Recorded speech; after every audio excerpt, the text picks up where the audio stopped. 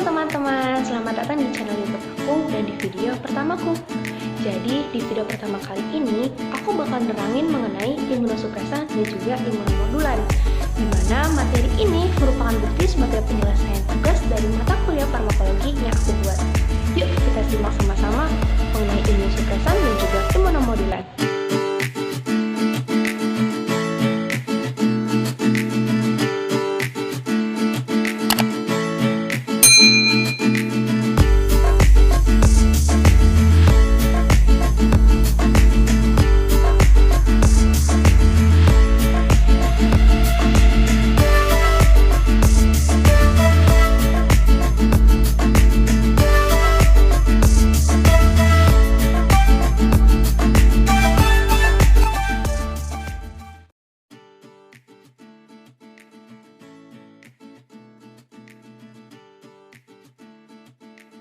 Pada materi imunosupresan, di sini aku bakal ngejelasin mengenai pengertian, mekanisme kerja, kemudian ada penggolongannya, dan yang terakhir ada contoh obatnya.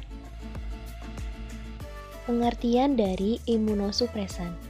Obat-obat imunosupresan merupakan obat-obat yang dapat menekan respon imun di dalam tubuh dengan jalan interaksi di berbagai titik dari sistem tersebut, dapat berupa penghambatan transkrip dari sitokin. Hal-hal yang berkaitan yaitu seperti pencegahan atau penolakan transplantasi, mengatasi penyakit autoimun, mencegah hemolisis neonatus dan rhesus, di mana sebagian senyawa ini dapat bersifat sitotoksis dan juga dapat digunakan sebagai anti kanker.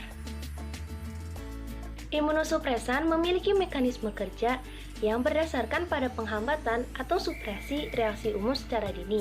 Pada literatur lain dikatakan bahwa imunosupresan memiliki mekanisme kerja dengan memanipulasi jumlah antigen dan juga antibodi di dalam tubuh. Imunosupresi memiliki berbagai macam cara untuk mencapai efek terapinya, yang mana cara-cara ini juga berkaitan dengan mekanisme kerja yang tadi dijelaskan. Nah, cara yang pertama yaitu dengan menghambat proses fagositosis dan pengolahan antigen menjadi antigen imunogenik oleh makrofag.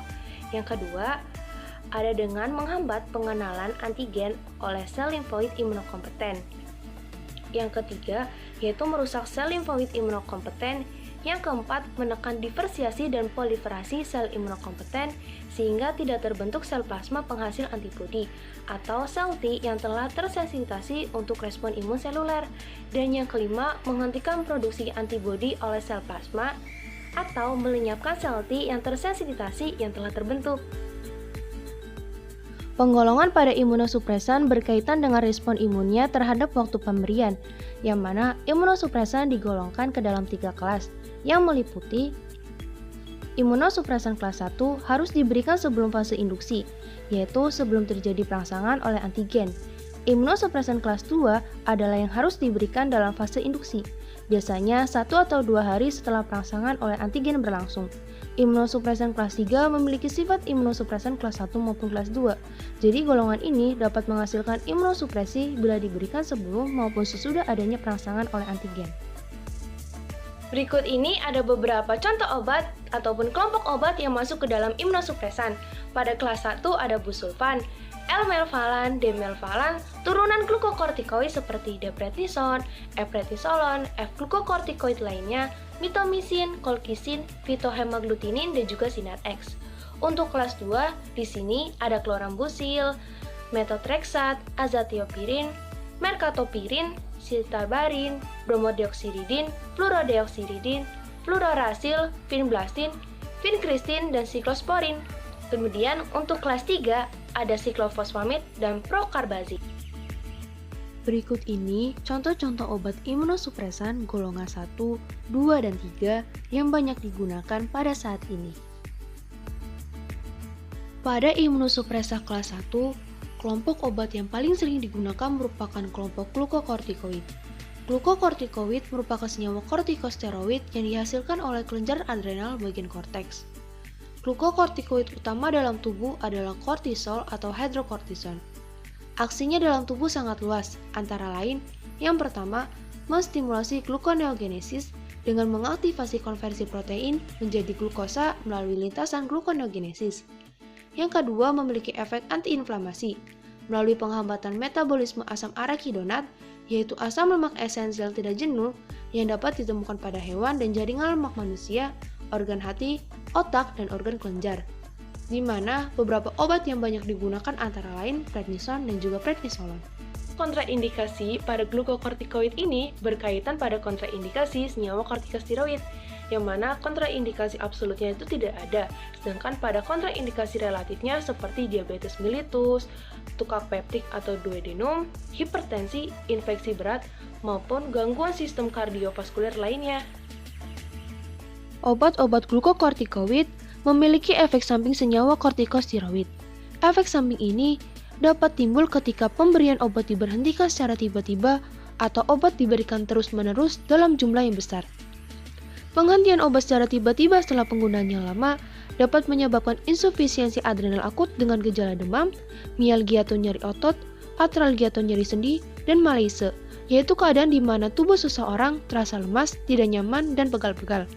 Sedangkan komplikasi yang timbul akibat penggunaan lama adalah gangguan cairan dan elektrolit, hipergligemia atau gula darah, glikosuria yaitu keadaan ketika air seni mengandung gula, mudah mendapat infeksi. Pada pasien tukak peptik mungkin dapat mengalami pendarahan atau perforasi, yaitu luka atau lubang pada dinding suatu organ, osteoporosis, miopati atau keadaan di mana serabut otot tidak berfungsi normal, psikosis, yaitu keadaan ketika seseorang tidak dapat membedakan mana yang nyata dan juga imajinasi, hiperkoagulabilitas atau darah mundam bebeku, dan juga hapitus pasien Cushing, seperti Monfes, yaitu keadaan ketika wajah berbentuk bulat seperti bulan. Contoh obatnya pada imunosupresan kelas 1 glukokortikoid adalah prednison dan metilprednisolon. Prednison adalah obat golongan kortikosteroid yang biasa digunakan sebagai obat untuk mengurangi peradangan pada alergi, penyakit autoimun, penyakit persendian dan otot, serta penyakit kulit, di mana obat ini bekerja dengan menekan respons sistem kekebalan tubuh sehingga mengurangi peradangan. Untuk dosis umum dewasanya biasanya sebanyak 5-20 mg per hari dan harus diturunkan secara bertahap hingga dosis efektif terendah. Kemudian untuk metilprednisolon adalah obat yang digunakan sebagai antiinflamasi atau imunosupresi pada beberapa penyakit hematologi, alergi, inflamasi, neoplasma, maupun autoimun dengan dosis umum dewasanya 4-48 mg per hari. Pada contoh obat imunosupresan kelas 2, di sini ada azathioprin. Azathioprin dikenal juga dengan salah satu jenis obat imunosupresif. Obat ini dipakai untuk menangani penyakit artritis reumatoid atau radang sendi, granulomatosis dengan polyangitis atau radang pembuluh darah, penyakit Crohn atau radang usus pada sistem pencernaan bagian mulut hingga usus kecil, kolitis ulceratif atau radang usus pada sistem pencernaan bagian usus besar hingga rektum, serta pada prosedur transpalasi ginjal untuk mencegah penolakan transpalasi. Obat ini dikonsumsi dengan lewat mulut atau disuntikan secara intravena. Efek sampingnya meliputi supresi sumsum tulang dan juga muntah. Selanjutnya ada mercaptopurin. Mercaptopurin atau yang dikenal dengan nama dagang purinetol dan lainnya merupakan obat yang digunakan untuk mengobati kanker dan penyakit autoimun yang secara spesifik digunakan untuk mengobati leukemia limfosit akut, yaitu keadaan di mana sel darah putih yang belum matang maupun sudah matang dalam jumlah yang berlebihan. Sedangkan leukemia myeloid kronis merupakan keadaan di mana sel darah putih yang belum matang saja yang dalam jumlah berlebihan. Penyakit Crohn, yaitu radang usus pada sistem pencernaan mulut hingga usus, dan kolitis ulceratif, yaitu radang usus pada usus besar hingga rektum. Obat ini dikonsumsi dengan melalui oral, di mana efek sampingnya yang umum terjadi antara lain seperti supresi sumsum tulang belakang, hepatotoksik, yaitu kerusakan hati karena zat kimia, muntah, dan kehilangan nafsu makan. Bahkan, pada efek samping beratnya, obat ini dapat meningkatkan kemungkinan terjadinya kanker di masa mendatang dan pankreatitis. Kemudian ada chlorambucil. Chlorambucil merupakan sediaan obat yang dijual dengan merek Leukeran, di mana obat ini adalah obat kemoterapi yang digunakan untuk mengobati leukemia limfositik kronis, limfoma Hodgkin, dan limfoma non-Hodgkin. Untuk membedakan limfoma ini, limfoma non-Hodgkin biasanya akan muncul gejala berupa sakit pada perut, dada, dan juga tulang. Sedangkan gejala ini tidak akan muncul pada limfoma Hodgkin. Obat ini dapat diberikan secara peroral. Efek sampingnya yang umum termasuk penekanan sumsum tulang, Efek samping serius lainnya termasuk peningkatan resiko jangka panjang kanker lebih lanjut, infertilitas, dan reaksi alergi. Obat ini bekerja dengan menghalangi pembentukan DNA dan juga RNA, di mana obat ini termasuk dalam golongan obat alkilating yang tidak dapat diberikan selama kehamilan karena seringkali membahayakan bayi. Terakhir, untuk contoh obat pada imunosupresan kelas 2, di sini ada methotrexate. Methotrexate merupakan golongan obat yang digunakan dalam terapi kanker payudara, choriocarcinoma, yaitu kanker ganas dari jaringan yang mengandung trofoblast, chorioadenoma-destrun atau tumor jinak pada kelenjar tiroid, hitadidiform mole atau biasa dikenal dengan hamil anggur. Dengan kontraindikasi berupa gangguan fungsi ginjal, gizi buruk, gangguan hati, atau paru. Obat ini memiliki efek samping berupa intoksikasi kulit, darah, sistem urogenital, saluran cerna, dan juga fungsi syaraf. Sistem urogenital merupakan suatu sistem dari saluran kemih hingga saluran reproduksi. Obat ini umumnya dapat diberikan baik secara peroral maupun secara injeksi. Pada imunosupresan kelas 3, contoh obat yang paling sering digunakan ada siklofosfamid. Siklofosfamid merupakan senyawa anti kanker golongan agen pengalkilasi dari golongan nitrogen musard. Nah, agen pengalkilasi ini merupakan obat anti kanker yang bekerja dengan menambahkan gugus alkil kepada DNA sel kanker, yang mana nantinya sel kanker ini akan menjadi rusak. Siklofosfamid digunakan secara luas untuk mengobati berbagai macam jenis keganasan, seperti kanker payudara, leukemia limfositik akut dan kronis, limfoma non-Hodgkin, kanker ovarium, sarkoma tulang dan jaringan lunak, rhabdomyosarkoma, atau bisa dikenal juga dengan kanker yang tumbuh dari otot rangka dan tumor Wilms, yaitu tumor pada ginjal yang tumbuh pada anak usia 3-4 tahun. Obat ini dapat diberikan secara oral dengan dosis 60-120 mg selama 14 hari. Dengan efek samping khas yang terjadi adalah timbulnya kanker sekunder. Berikut ini merupakan salah satu contoh obat paten buatan dari Kalbe Pharma yang mengandung obat siklofosfamid. Obat ini merupakan golongan obat keras yang digunakan sebagai obat untuk mengatasi karsinoma paru, karsinoma payudara, karsinoma ovarium, limfogranulomatosis maligna, limfosarkoma, sarkoma seretikulum, leukemia, serta myeloma multiple. Karsinoma sendiri merupakan kanker yang tumbuh dari jaringan kulit atau jaringan penyusun dinding organ. Jadi, obat ini juga digunakan untuk mengatasi penyakit-penyakit ganas dan juga kanker. Obat ini memiliki efek samping umum berupa mual dan muntah, serta dapat diberikan baik secara injeksi maupun secara oral. Obat ini memiliki dosis rendah sebesar 2-6 mg per kilogram berat badan dan dosis tingginya sebesar 20-40 mg per kilogram berat badan.